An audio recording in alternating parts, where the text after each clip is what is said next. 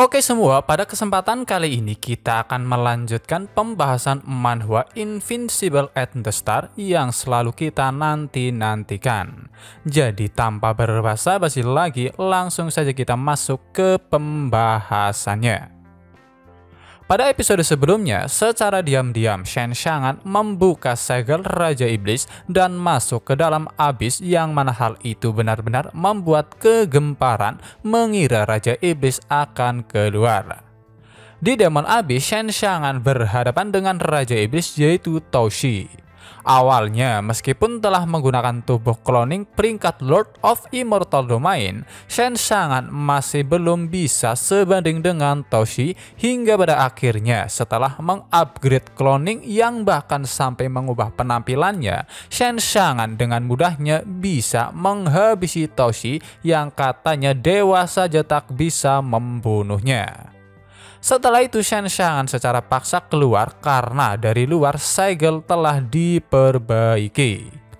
Kemunculan Shen Xiangan yang sekarang memiliki kekuatan sangat mengerikan melampaui Raja Iblis tentunya hanya bisa membuat semua orang atau immortal merasa ketakutan yang amat luar biasa dengan wajah mereka yang mulai memucat. Untuk penampilan baru Shen Xiangan, kita akan menyebutnya Heavenly Demon, yang pada intinya kalau bukan nama ras iblis, itu merupakan ranah di atas Lord of Immortal Domain. Kita bahkan tidak bisa berdiri di hadapan energi demon ini. Dari mana asal kekuatan ini? Ucap Suta dengan susah payah. Di sisi lain, ketiga Raja Surgawi yaitu Ling Yao, Ziming, dan Ling Guang yang masih bisa berdiri segera menyiapkan teknik mereka, dan dengan instruksi Ling Yao mereka bersiap menyerang. Akan tetapi di detik berikutnya dengan mudah ketiganya dihempaskan oleh Shen Xiangan, yang mana kejadian tersebut hanya bisa membuat semua orang semakin ketakutan karena immortal sekelas mereka dengan mudah dihempaskan. Setelah itu beberapa immortal mulai melakukan serangan yang sia-sia sehingga mereka hanya bisa menjadi sumber poin bagi Shen Xiangan. Adapun Shang-Chi dan Han-Shi, mereka hanya bisa melebarkan mulut mereka karena terkejut dengan kekuatan Shen Xiangan yang begitu mengerikan. Tiba-tiba dari balik asap ada seseorang yang keluar dan bersiap menebas. Berbeda dari yang sebelumnya, kali ini Shen Xiangan tidak membunuh orang tersebut karena dia tahu itu merupakan gurunya Feng Xiun. Shen Xiangan mulai bermain-main dengan gurunya dengan mencubit kedua pipinya. Feng Xiun yang pada zaman ini tentunya belum tahu bahwa Shen Xiangan merupakan murid masa depannya, sehingga meskipun dia adalah seorang immortal hanya bisa merengek meminta pengampunan. aku bersalah, Tuan yang baik, ampuni nyawaku, ucap Feng Xiun. Melihat itu Shen Xiangan benar-benar sangat senang karena dia bisa melihat sisi lain dari gurunya di versi mudanya. Namun satu hal yang pasti, ternyata Feng Xiun di zaman ini memiliki nama berbeda yaitu Feng Xingyang. Enyahlah lain kali aku melihatmu, itu akan menjadi hari kematianmu, ucap Shen Xiangan saat dia melempar gurunya. Setelah itu dia segera mendekati Shang-Chi dan langsung memanggil roh artefak. Di detik berikutnya, waktu pun berhenti saat roh artefak keluar. Sekarang aku sudah selesai dengan Raja Iblis, jadi Sang Dewi seharusnya sudah selamat bukan? Tanya Shen Xiangan. Tetapi sayangnya roh artefak mengatakan bahwa masa depan masih belum berubah karena dia masih bisa merasakan sesuatu yang buruk akan terjadi, yang mana Sang Dewi atau lebih tepatnya Shang-Chi belum bisa menghindari takdir kematiannya. Singkatnya, dari apa yang dikatakan oleh roh artefak, akan ada sekumpulan monster yang menyerang dengan membabi buta sehingga membuat Shang-Chi tidak bisa bertahan hidup. Mendengar itu Shen Xiangan lantas bertanya siapakah yang membunuhnya. Namun bukannya menjawab, roh artefak hanya berkata bahwa pada akhirnya Shang-Chi akan tetap mati dengan cara yang sama yang bahkan dirinya tidak dapat menghentikannya.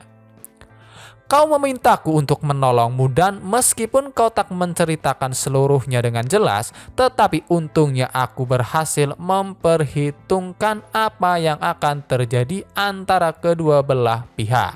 Apakah kau sedang bermain permainan detektif denganku? Apakah kau menganggapku hanya anak kecil? Ucap Shen Xiangan. Menanggapi pertanyaan tersebut, roh artefak berkata bahwa bukannya dia tidak ingin memberitahu, tetapi alasannya karena dia benar-benar tidak bisa mengingatnya dengan jelas. Singkat cerita, pada akhirnya roh artefak pergi. Namun sebelum itu dia meminta pada Shen Xiangan untuk menghentikan takdir malang Shang-Chi karena masih ada 2 hari lagi yang tersisa. Setelah roh artefak pergi, Shen Xiangan hanya bisa membuat ekspresi yang tak terlukiskan karena dia harus menyelesaikan masalahnya dalam 2 hari tanpa sedikit pun petunjuk.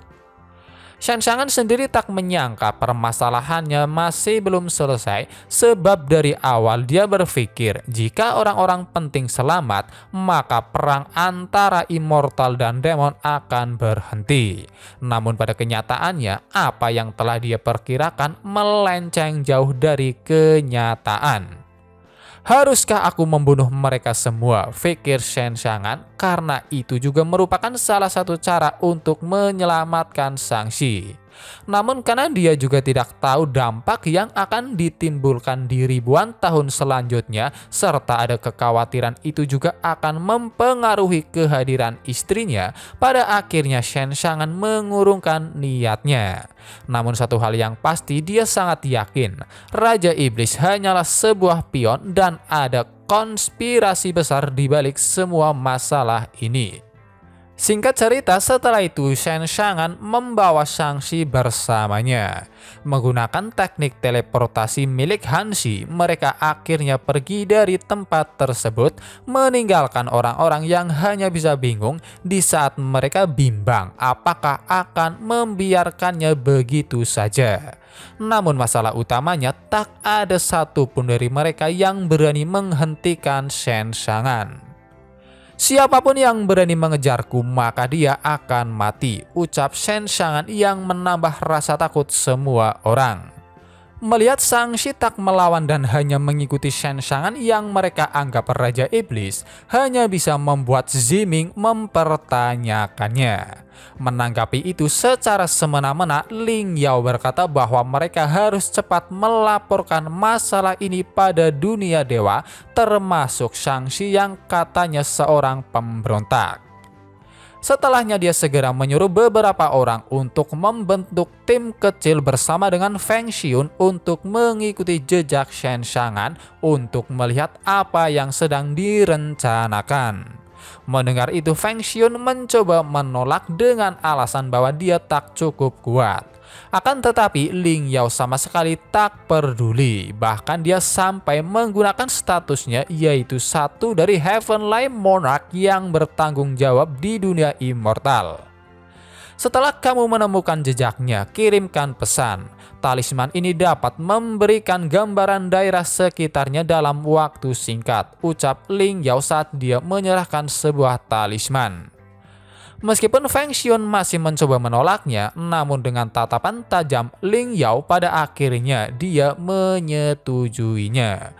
Adapun Ling Yao, dia langsung pergi bersama Ziming dan Ling Guang. Kembali lagi ke Shen Xiangan. Bersama dengan Shang-Chi dan Hang-Chi, dia akhirnya berhenti di sebuah dataran. Akan tetapi saat ini kondisi Shang-Chi dan Hang-Chi benar-benar sangat parah karena entah mengapa mereka seperti orang yang benar-benar linglung dengan mulut yang terbuka lebar. Mungkin melihat sesuatu yang merusak pemahaman telah mengagetkan mereka, pikir Shen Xiangan melihat kondisi keduanya yang tak akan pulih untuk sementara waktu. Setelah itu tiba-tiba Shen Xiangan mengajak sistem untuk pulang ke rumah, yang tentunya hanya bisa membuat sistem terkejut sekaligus kebingungan karena saat ini mereka sedang berada di benua kuno dengan jarak waktu 10 juta tahun yang lalu, jadi tidak mungkin Shen Xiangan memiliki rumah di zaman ini. Menanggapi sistem yang entah mengapa seperti bodoh, Shen Xiangan segera menjelaskannya, yang mana maksud dari apa yang dia katakan adalah kembali ke tubuh utamanya, karena seperti yang dijelaskan pada pembahasan-pembahasan sebelumnya, ketika Shen Xiangan sedang menggunakan tubuh cloning, dia juga bisa mentransfer kesadarannya ke tubuh utama. Singkat cerita, setelah itu Shen Xiangan langsung kembali ke tubuh utamanya yang langsung dipeluk oleh Ling Bao'er dan Hong Yi yang terlihat begitu bahagia. Tak jauh berbeda, Shen Xiangan juga terlihat senang karena bisa disambut oleh dua wanita cantik. Namun satu hal yang pasti, dia sangat senang karena dengan kembali ke masa depan, maka dia juga bisa mencari tahu mengenai kejadian di masa lalu.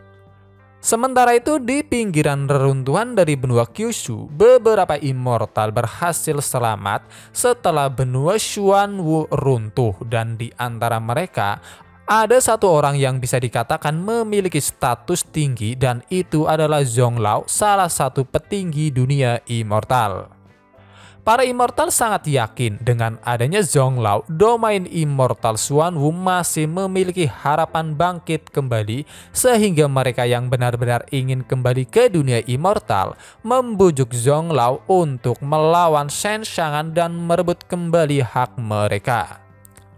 Zonglao yang pada dasarnya juga memiliki dendam pada Shen Xiangan, setelah berpikir dia sangat yakin bahwa kembali ke benua kuno adalah ide yang bagus ketika Heavenly Demon muncul.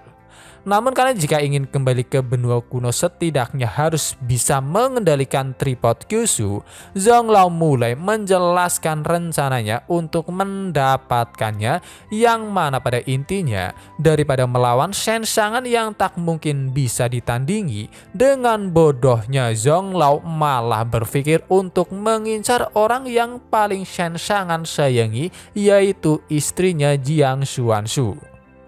Dia adalah orang terdekat Shen Xiangan dan aku akan meminjamnya untuk mendapatkan kembali tripod Kyushu, lalu lepaskan monster yang terkubur di bawah benua Kyushu jutaan tahun yang lalu, ucap Zonglao. Dilanjutkan dengan dia yang mulai mengatur strateginya.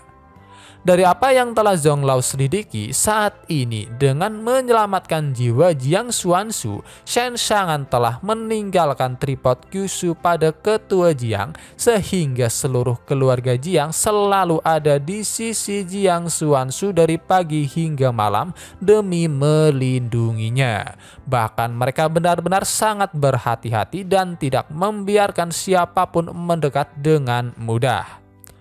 Untuk rencananya sendiri, Zonglao berniat menggunakan teknik reinkarnasi miliknya yang telah dia latih selama ribuan tahun, yang memberinya kekuatan untuk memindahkan jiwa, sehingga dengan metode tersebut dia akan menangkap jiwa Jiang Xuanxu. Setelah semua itu berhasil, maka selanjutnya adalah memberitahu semua keluarga immortal untuk membalas dendam terhadap keluarga Jiang yang telah berkhianat karena berdiri di sisi Shen Xiangan. Singkat cerita, setelah itu Zonglao memimpin penyerangan, namun tak lupa dia juga memperingati semua orang bahwa mereka harus benar-benar berhati-hati terhadap Shen Xiangan. Dan aksi ini juga harus selesai dalam waktu 30 detik. Jadi berhasil atau tidaknya, setelah melebihi 30 detik, mereka harus kabur. Operasi dimulai. Zonglao langsung memasuki tubuh Jiang Xuanxu menggunakan tekniknya untuk mencari jiwanya. Dan di saat yang bersamaan juga, secara serempak semua orang mulai menyerang. Melihat itu dan tahu bahwa mereka tampaknya merupakan para immortal dari domain Xuanwu yang selamat, Jiang Ningren segera menyuruh semua orang-orangnya untuk melindungi Jiang Xuanxu, karena Jiang Xuanxu adalah sumber kehidupan dari keluarga Jiang. Kembali lagi ke Zonglao. Setelah mencari, dia akhirnya bisa menemukan jiwa milik Jiang Xuanxu. Akan tetapi ketika dia hendak mengambilnya, tiba-tiba ada seseorang yang menghalangi, dan itu tentu saja adalah Ningren yang langsung mengusirnya.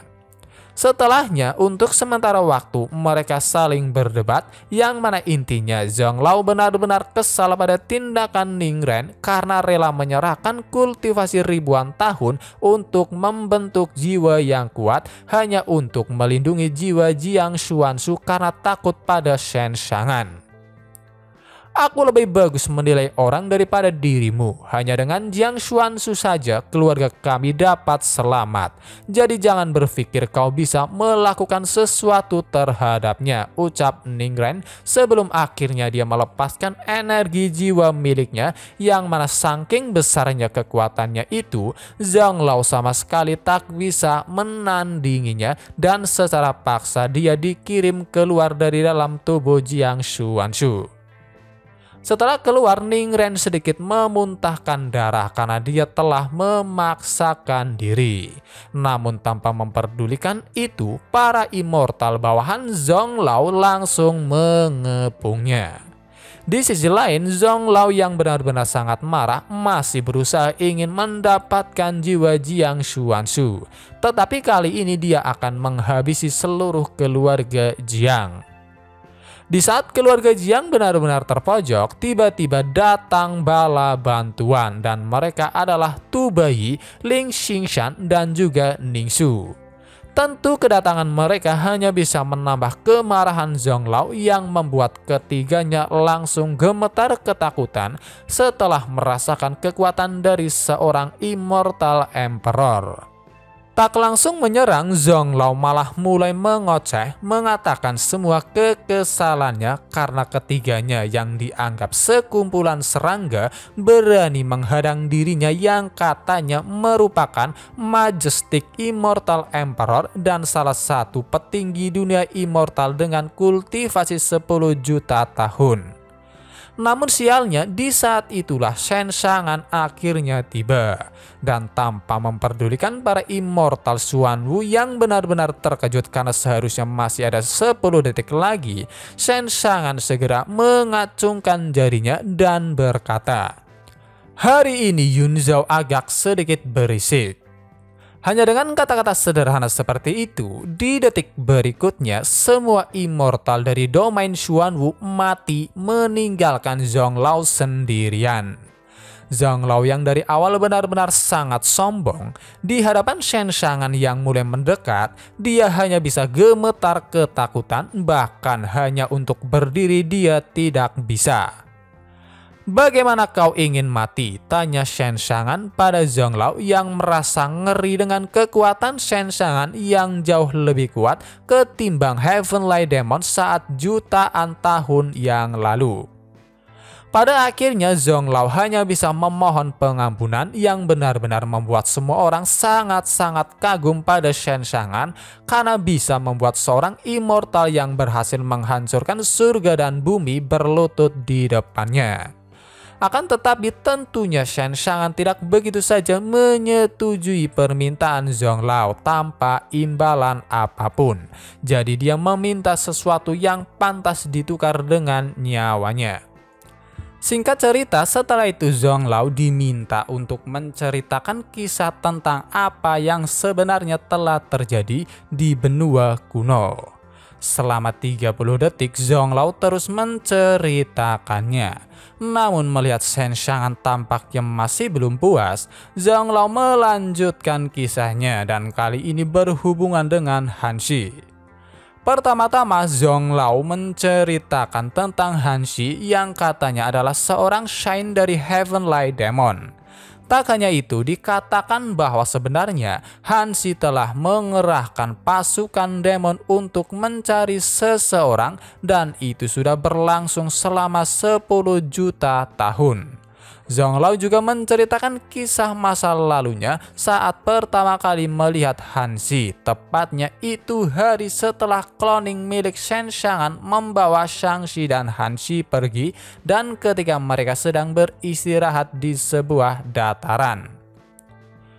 Intinya, di masa lalu ketika kesadaran Shen Xiangan kembali ke tubuh utamanya, kelompok Feng Xiun yang juga terdiri dari Zonglao dalam waktu setengah hari berhasil menemukan cloning Shen Xiangan, Shangxi, dan juga Hanxi yang sedang beristirahat.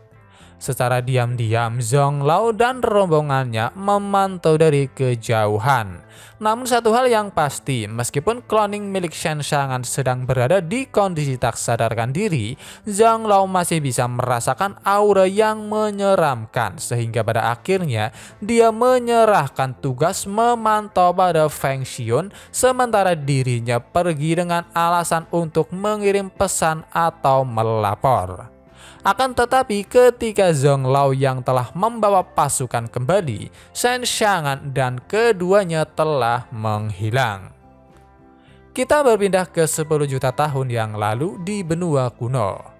Melihat bahwa Shen Xiangan dan juga keduanya telah menghilang, Zonglao langsung menanyakannya pada Feng Xiun. Tetapi sayangnya Feng Xiun mengatakan bahwa dia telah kehilangan jejaknya. Aku tidak berani untuk mendekat dan dalam hitungan detik saat aku lengah, si penyihir itu berhasil mencuri kesempatan dan kabur dengan teknik ruang, ucap Feng Xiun. Akan tetapi dia juga telah menebak bahwa tampaknya Shen Xiangan telah kabur ke hutan kegelapan yang tak jauh dari tempat mereka sekarang. Tentu Zonglao benar-benar kesal karena Feng Xiun tidak menghentikan mereka. Di saat itulah Pak Tua, yaitu duta besar yang dibawa oleh Zonglao, menghentikan perdebatan mereka dan dia menganggap bahwa keputusan Feng Xiun sudah tepat karena jika melawan bukan hanya mati, mereka juga akan kehilangan informasi tentang lokasinya. Feng Xiun hanya bisa berterima kasih pada Pak Tua. Tak bisa menahannya lagi, akhirnya Feng Xiun ambruk dengan tubuh yang gemetar ketakutan karena selama hidupnya dia belum pernah melihat demon sekuat Shen Xiangan. Namun satu hal yang pasti, tanpa mengetahui bahwa orang yang saat ini dia takuti merupakan orang yang akan menjadi muridnya di masa depan, Feng Xiun menyarankan agar secepatnya mereka menemukan Shen Xiangan dan menyegelnya. Setelah itu Pak Tua duta besar mulai menyusun rencana untuk menyusuri hutan kegelapan. Namun tak lupa dia juga memperingati semua orang untuk berhati-hati sebab hutan kegelapan merupakan hutan monster dengan level yang tinggi di mana mereka menghormati yang kuat, bertarung dan memangsa satu sama lain setiap harinya. Jadi selama orang yang memiliki tingkat kultivasi di bawah Immortal Venerable masuk, mereka pasti akan langsung binasa oleh monster-monster di dalamnya. Dengan kekuatan dari dua gadis itu, masuk ke dalam hutan sama saja mencari kematian, ucap Pak Tua sebelum dia pergi memimpin pasukannya. Berpindah ke hutan kegelapan. Saat ini Shangxi dan Hanxi sedang menyusuri hutan saat mereka juga membawa cloning Shen Xiangan yang masih tak sadarkan diri. Semakin jauh melangkah, Hanxi merasa keadaan hutan sangat aneh karena meskipun hutan kegelapan dikenal memiliki monster-monster yang sangat agresif, tetapi entah mengapa sekarang mereka menjadi penurut. Menanggapi itu, Shangxi menjelaskan bahwa pada dasarnya monster-monster tercipta dari keinginan dan pikiran jahat dari penciptanya, sehingga meskipun mereka ganas dan agresif, secara alami mereka pasti akan menghormati yang kuat dan memujanya sebagai raja. Dalam kasus sekarang, mereka semua memuja Shen Xiangan yang memiliki aura lebih menakutkan daripada Raja Iblis sebelumnya. Mendengar itu, sebuah pemikiran bodoh langsung terlintas di kepala Hanxi. Dia menyerahkan Shen Xiangan pada Shangxi, kemudian mendekati beberapa monster dan dengan sengaja menendang-nendang mereka, bahkan sampai menyuruh mereka untuk menggigitnya. Para monster yang marah benar-benar ingin menggigit Hanshi, namun dengan kecepatan kilat, dia langsung menghampiri Shenshangan dan menjadikannya sebagai tameng. Sehingga monster-monster ganas tersebut langsung lari terbirit-birit, walaupun pada akhirnya Hanshi mendapat pukulan keras dari Shang-Chi. Setelah menempuh perjalanan yang cukup panjang, mereka memutuskan untuk beristirahat di dekat sebuah sungai kecil. Sebagai bentuk pencegahan, Hanshi bahkan dengan sengaja menaruh monster jamur kentut yang akan memproduksi aroma yang bau dan alarm saat ada yang menginjaknya. Setelah kembali, Hanshi langsung bertanya apa yang harus mereka lakukan sekarang. Selain itu, mereka juga tidak bisa pergi ke sisi para demon karena pada dasarnya Shang-Chi dibenci oleh klan Heavenly Demon. Ditambah sekarang bahkan para klan Immortal juga sedang memburunya. Seharusnya kita bisa kabur, kenapa harus membawanya bersama kita? Bukankah ini akan membuat para petinggi kesal? Ucap Hanshi menunjuk ke arah Shenshangan. Para immortal itu tidak akan berani mendekat kalau ada dia, dan mereka tidak akan mendekati kita dengan mudah. Jadi kita ada kesempatan untuk beristirahat, jawab Shang-Chi. Ditanya apakah dia tidak ingin tahu siapakah sebenarnya Raja Iblis yang mereka bawa. Seperti ingin menghindari pertanyaan tersebut, Hanshi hanya mengatakan bahwa dia tidak mau tahu karena Shenshangan yang sekarang bukan lagi pengikut bodoh mesum lagi. Mendengar itu, Shang-Chi mencoba meyakinkan Hanshi bahwa Raja Iblis di depan mereka benar-benar masih Shenshangan karena 2 hari yang lalu dia sempat memeriksanya dengan hasil yang sangat spesial. Namun satu hal yang pasti, meskipun dia benar-benar Shenshangan, Shang-Chi tidak bisa memastikan apakah dia adalah seorang immortal atau demon. Tetapi dia sangat yakin dengan energi yang ada di dalam tubuhnya itu sudah lebih dari cukup untuk menghancurkan dunia. Apalagi saat ini tidak mungkin ada seorang immortal yang bisa menjadi lawan Shenshangan. Kalau begitu, pada saat dia bangun, dia mungkin akan membunuh kita, tanya Hanshi dengan ekspresi ketakutan. Sedikit bercanda, Shang-Chi mengatakan bahwa itu sudah pasti, kecuali dirinya Hanshi akan terbunuh. Kemudian untuk sementara waktu keduanya mulai ribut sampai-sampai Shang-Chi juga mengungkapkan semua tindakan Hanshi sejauh ini yang ternyata dari awal sudah diketahui olehnya. Akan tetapi pertengkaran mereka ada sisi positifnya juga, yang mana itu membuat hubungan keduanya menjadi semakin akrab. Tiba-tiba Shang-Chi mengatakan bahwa selanjutnya Hanshi tidak perlu terlibat lagi karena dia sendiri yang akan menjelaskan masalah segel Raja Iblis pada para immortal. Adapun Shenshangan, Shang-Chi mulai membuat beberapa kesimpulan, di antaranya Shenshangan yang bukan bagian dari demon tetapi auranya juga bukan dari immortal.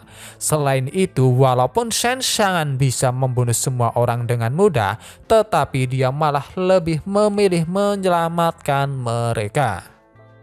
Aku juga baru mengetahui kalau dia bisa berbicara dengan artefakku, tambah Shang-Chi yang bahkan membuat Hanshi sedikit terkejut.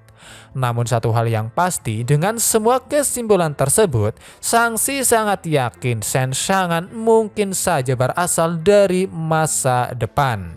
Dugaannya itu diperkuat dengan tindakan Shenshangan yang bisa membunuh Raja Iblis yang bahkan para dewa tak sanggup melakukannya. Sedikit info, adapun alasan utama mengapa hubungan Shang-Chi dan Hanshi begitu sangat dekat, itu semua karena sewaktu kecil mereka diangkat sebagai seorang murid oleh master yang sama. Sedangkan sang master juga memiliki tujuan, yaitu ingin menjadikan keduanya tokoh perdamaian antara para immortal dan demon agar kedua belah pihak tidak berselisih lagi.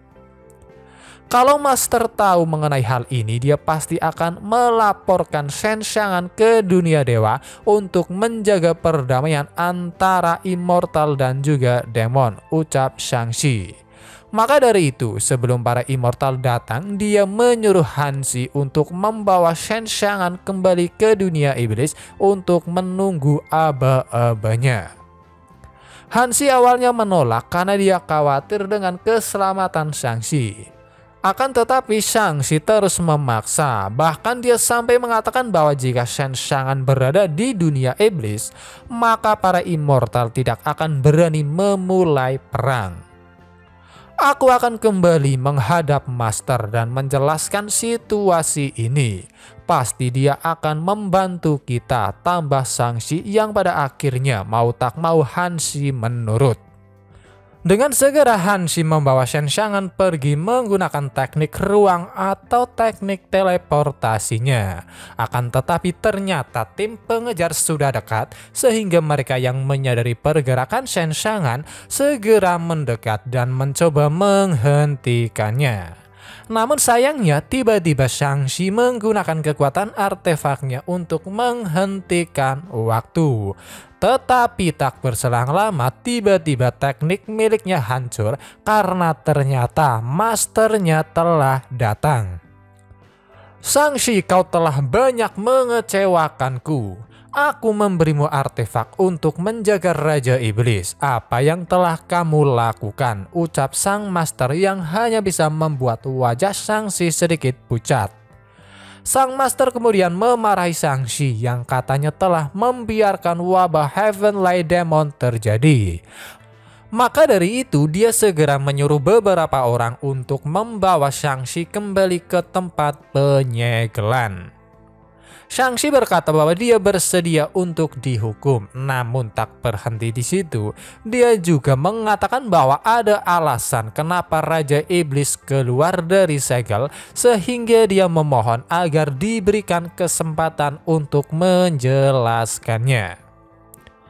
Aku akan membawa Shang-Chi pergi dulu dan kalian bisa melanjutkan pencarian Raja Iblis dan kalian harus menyegelnya sebelum ditemukan oleh klan demon, ucap sang master yang untungnya mau menerima permohonan Shang-Chi sebelum akhirnya pergi bersama Shang-Chi.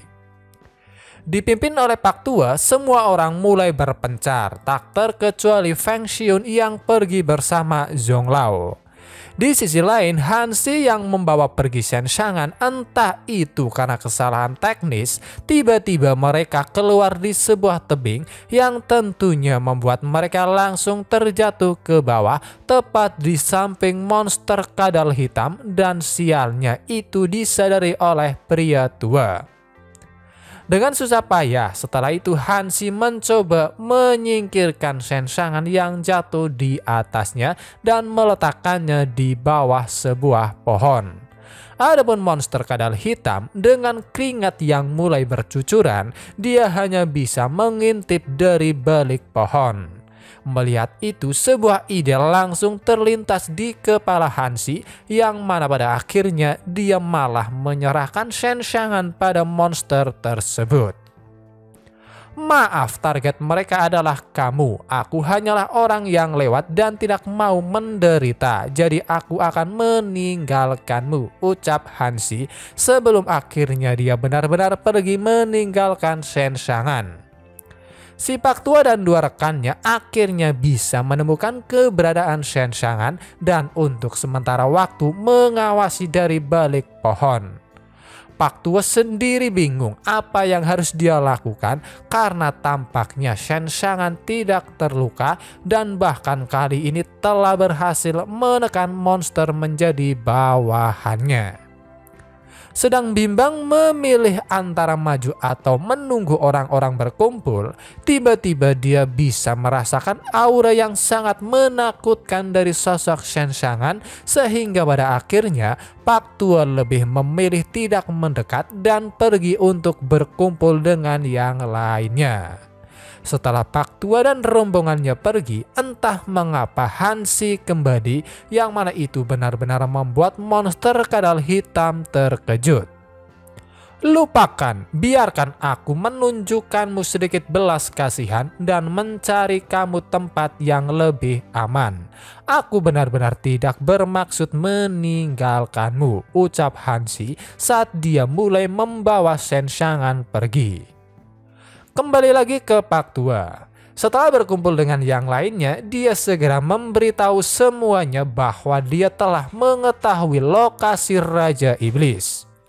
Tak hanya itu, dia juga menjelaskan bahwa Raja Iblis tampaknya memiliki kemampuan untuk memanipulasi para monster, dan yang terpenting si Pak Tua mengira bahwa tampaknya Raja Iblis sedang mempermainkan mereka. Di sisi lain, Hansi membawa Shen Xiangan ke sebuah daerah yang terlihat seperti perbukitan. Dirasa lokasi tersebut merupakan lokasi yang aman karena tersembunyi, sekali lagi Hansi pergi meninggalkan Shen Xiangan. Sementara itu, Pak Tua masih berdiskusi dengan kelompoknya, yang mana pada akhirnya mereka semua benar-benar menyimpulkan bahwa saat ini mereka sudah masuk dan terjatuh ke dalam jebakan yang dipasang oleh Shen Xiangan. Apalagi Pak Tua yang sangat yakin bahwa pemikirannya benar semakin memperkuat penafsiran mereka. Dia adalah bajingan keji. Saat ketiga utusan dari kelompok kedua tiba, kita akan melawannya bersama-sama dan membunuhnya, ucap Pak Tua. Namun tiba-tiba kata-katanya berhenti di tengah jalan karena tak jauh dari tempat mereka berkumpul, mereka bisa melihat sosok Shen Xiangan yang sedang duduk di atas bukit. Bisa merasakan aura yang sangat mengerikan terpancar dari dalam tubuh Shen Xiangan, tentu semua orang langsung lari terbirit-birit mengira bahwa Shen Xiangan sedang mempermainkan mereka. Tiba-tiba dari arah samping ada seekor monster yang kemungkinan besar itu merupakan monster kadal hitam yang sedang mencari tuannya. Namun karena kondisi mereka semua saat ini sedang panik, mereka mengira monster kadal hitam merupakan bawahan Shen Xiangan yang telah diperintah untuk membunuh dan memakan mereka. Dua orang mencoba menghentikan monster kadal hitam di saat Pak Tua dan beberapa orang lainnya termasuk Feng Xiun dan Zhang Lao terus melarikan diri.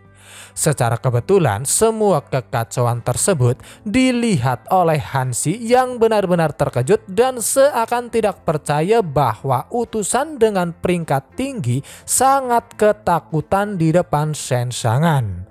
Namun dengan itu juga sebuah ide langsung terlintas di kepala Hansi. Tanpa berlama-lama lagi dia kembali ke tempat Shen Xiangan. Meskipun dia sendiri tidak tahu apakah rencananya akan berhasil atau tidak, Hansi memutuskan untuk mencobanya. Meletakkan tangannya di punggung Shen Xiangan, dia memulainya dan tak butuh lama tiba-tiba tubuhnya terhisap masuk ke dalam tubuh Shen Xiangan yang menandakan bahwa rencana awal Hansi berhasil sebab dia berniat mengendalikan tubuh Shen Xiangan. Singkat cerita, setelah itu menggunakan tubuh Shen Xiangan, Hansi mulai meneror semua orang. Ketika Pak Tua dan rombongannya yang terus melarikan diri sudah merasa aman, dengan sengaja dia muncul di hadapan mereka dan dengan santainya menyapa. Sekali lagi kepanikan melanda mereka. Meskipun di antara mereka ada yang menyarankan untuk melawan, sayangnya Pak Tua segera mencegahnya. Pada akhirnya sekali lagi mereka melarikan diri, yang mana itu benar-benar membuat Hansi sangat senang karena ternyata rencananya berjalan dengan begitu lancar. Namun satu hal yang pasti, dia hanya bisa menganggap Shen Xiangan sangat luar biasa karena meskipun dalam kondisi koma masih dapat menakut-nakuti pihak lain. Sedang bersuka cita akan keberhasilannya itu, tiba-tiba ada 3 orang yang muncul dan langsung mendekat. Adapun ketiganya, mereka merupakan utusan dari kelompok kedua yang sebelumnya dijelaskan oleh Pak Tua. Hansi yang panik mencoba meminta pada mereka untuk tidak mendekat. Tetapi sayangnya mereka sama sekali tak peduli.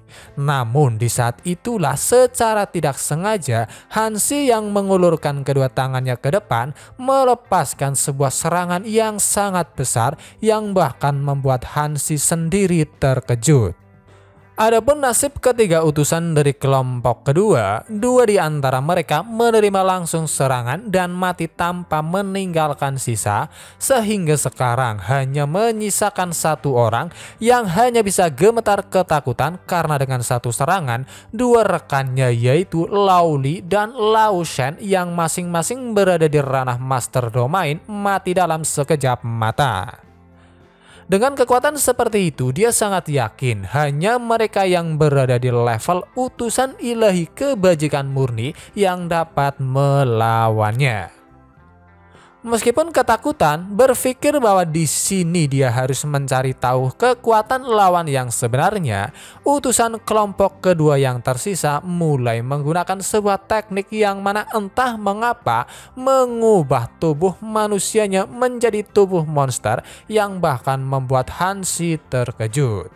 Setelah itu dia langsung mendekat, tetapi sayangnya sebelum serangannya bisa mencapai tubuh Shen Shangan, Hansi langsung memukulnya dan hanya dengan satu pukulan utusan kelompok kedua langsung mati.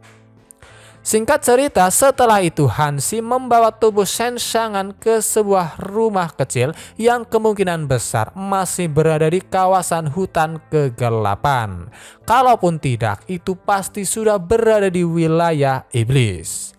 Hansi yang telah keluar dari dalam tubuh Shen Shangan mulai batuk berdarah karena dia sendiri tidak menyangka efek sampingnya akan separah itu. Hansi segera memindahkan Shen Shangan ke tempat tidur. Namun karena kondisi Hansi benar-benar sudah sangat lemah, pada akhirnya dia ambruk ke tempat tidur bersama dengan Shen Shangan. Malam harinya dia akhirnya terbangun, tetapi ada satu hal yang benar-benar tak terduga yang mana saat ini dia dan juga Shen Shangan dalam kondisi telanjang. Oke, semua mungkin cukup sampai di sini dulu video pembahasan kali ini. Terima kasih buat kalian yang sudah menonton dan sampai jumpa lagi di video berikutnya.